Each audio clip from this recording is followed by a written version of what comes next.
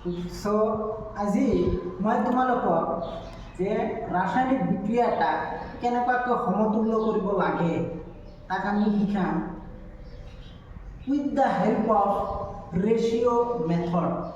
বৰ্ডত তোমালোকে যিটো ৰাসায়নিক বিক্ৰিয়া দেখা পাই আছা সেই ৰাসায়নিক বিক্ৰিয়াটো মই ৰেচিঅ' মেথডৰ সহায়ত সমতুল্য কৰিবলৈ চেষ্টা কৰিম।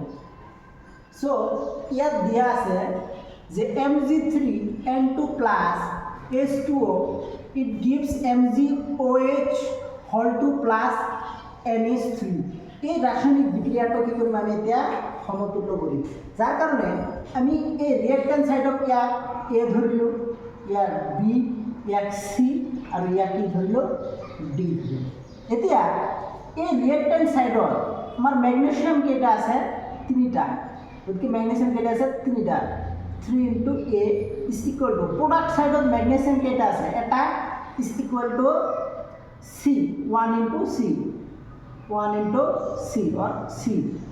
এতিয়া ৰিয়েক্টেন্ট সাইডত আমাৰ নাইট্ৰজেন কেইটা আছে দুটা, 2A is equal to এইফালে নাইট্ৰজেন কেইটা আছে, নাইট্ৰজেন আছে এটা মানে 1D। এতিয়া আমি লিখিব পাৰি তাৰ কাৰণে হাইড্ৰজেনৰ কাৰণে, হাইড্ৰজেন কেইটা আছে দুটা, 2B is equal to 2B, ইয়াত হাইড্ৰজেন কেইটা আছে দুটা, 2C প্লাস এইফালে হাইড্ৰোজেন কেইটা আছে তিনিটা, 3D। তাৰপিছত আমি কি লিখিব পাৰি অক্সিজেন, অক্সিজেন এইফালে কেইটা আছে এটা, B is equal to এইফালে অক্সিজেন কেইটা আছে দুটা, 2C আমি লিখিব পাৰি। এতিয়া এনেকুৱাকৈ লিখাৰ পিছত এনেকুৱাকৈ আমি কি কৰিলোঁ লিখিলোঁ, লিখাৰ পিছত কোনটো টাৰ্ম বেছিভাগ আহিছে তাক আমি কি ধৰিম 1 ধৰিম। ইয়াত আমি যদি দেখোঁ যে C টাৰ্মটো 1 2 3 বাৰ আহিছে, গতিকে আমি লিখিম যে C is equal to 1, C is equal to আমি কি লিখিলোঁ 1 লিখিলোঁ। যিটো টাৰ্ম বেছিবাৰ আহিছে তাক আমি কি ধৰিছোঁ 1 ধৰিছোঁ। এতিয়া C is equal to মই কি লিখিলোঁ 1 লিখিলোঁ। এতিয়া C ৰ ভেলু ইয়াত আমি কি কৰাম বহাম, বহালে তেন্তে এইটো কি আহিব 3A is equal to 1 অৰ্থাৎ A is equal to 1/3 হৈছে।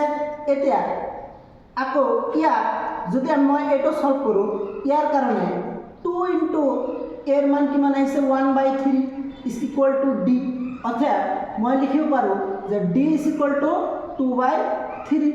এতিয়া আকৌ ইয়াত যদি মই লিখোঁ ইয়াৰ পৰা আকৌ B ওলাবলৈ হ'লে B যদি মই ওলাওঁ যে B is equal to 2 into C ৰ মান কি ধৰিছোঁ 1, গতিকে B is equal to কিমান পালোঁ যে B is equal to মই পালোঁ 2, তেন্তে কি ওলাল A B আৰু C ৰ মানটো আগৰ পৰা 1 আছে, তেন্তে কি পাইছোঁ A is equal to পাইছোঁ 1/3, B is equal to পাইছোঁ 2, C is equal to পাইছোঁ 1 আৰু D পাইছোঁ কিমান 2/3।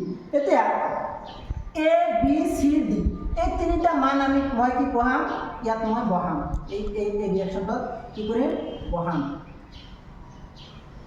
A ৰ মান কিমান বহাম 1/3, B ৰ মান কিমান বহাম 2, C ৰ মান কিমান বহাম 1 আৰু D ৰ মান কিমান বহাম 2/3। কিন্তু ইয়াত যিকেইটা কোফিচিয়েণ্ট আহিছে ৰিয়েক্টেন্ট সাইড আৰু প্ৰডাক্ট সাইডৰ এনেকুৱা ফ্ৰেকশ্যনত আহিছে, গতিকে এইটোতো বেলেঞ্চ হোৱা নাই। সেইকাৰণে ইয়াক মই বেলেঞ্চ কৰিবলৈ হ'লে এই ৰিয়েক্টেন্ট সাইড আৰু প্ৰডাক্ট সাইডত আমি কি ল'ব লাগিব ইয়াৰ এলচিএম ল'ব লাগিব, যে ইয়াৰ এলচিএম কিমান হৈছে যে এইকেইটাৰ এলচিএম হৈছে আমাৰ কিমান 3 হৈছে ইয়াৰ এলচিএম, গতিকে 3 ৰ সহায়ত আমি দুয়ো সাইডত কি কৰিম মাল্টিপ্লাই কৰিম। যদি 3 দি মাল্টিপ্লাই কৰোঁ তেন্তে কি যাব A3 আৰু A3 কেঞ্চেল হ'ব, গতিকে ইয়াত থাকিল কি ইয়াত থাকিল একো নাই। আকৌ 3 into 2 তেন্তে এইটো কিমান হ'ল 6, আকৌ 3 into 1 মানে এইটো কিমান হ'ল 3, আকৌ 3 into 2/3, গতিকে এইটো 3 আৰু এইটো 3 কেঞ্চেল হ'ব না নাই, গতিকে মই মূল ৰিয়েকশ্যনটো পাম এইটো। এতিয়া যদি মই হিচাপ কৰোঁ, এতিয়া মই যদি হিচাপ কৰোঁ, মেগনেছিয়াম কেইটা আছে? 3টা। ইয়াত মেগনেছিয়াম কেইটা আছে? 3টা। নাইট্ৰজেন 2টা, ইয়াত নাইট্ৰজেন 2টা। হাইড্ৰজেন 3 2 গুণ 6টা, ইয়াত হাইড্ৰজেন কিমানটা আছে? 3। ইয়াত হাইড্ৰজেন কেইটা আছে? 6 2 গুণ 12টা। ইয়াত হাইড্ৰজেন আছে 3 2 গুণ 6 আৰু 3 2 গুণ 6 12টা। অক্সিজেন কিমানটা আছে? 6টা। ইয়াত অক্সিজেন আছে 2 × 3 6টা। গতিকে এই ৰাসায়নিক বিক্ৰিয়াটো এতিয়া কি হ'ল? সমতুল্য হ'ল।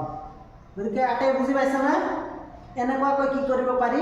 আমি ৰেচিঅ' মেথডৰ সহায়ত ৰাসায়নিক বিক্ৰিয়া এটা সমতুল্য কৰিব পাৰি। যদিও হায়াৰ ছেকেণ্ডাৰী ফাৰ্ষ্ট ইয়াৰত আমি অৰ্ধ জাৰণ বিক্ৰিয়া, oxidation number method, 10th standard লেভেলত আমি হিটাৰ ট্ৰায়েল মেথডৰ সহায়ত ৰাসায়নিক বিক্ৰিয়া সমতুল্য কৰিব পাৰোঁ। গতিকে এই ৰেচিঅ' মেথডৰ সহায়ত মই কি কৰিব পাৰোঁ? আমি ৰাসায়নিক বিক্ৰিয়া সমতুল্য কৰিব পাৰোঁ।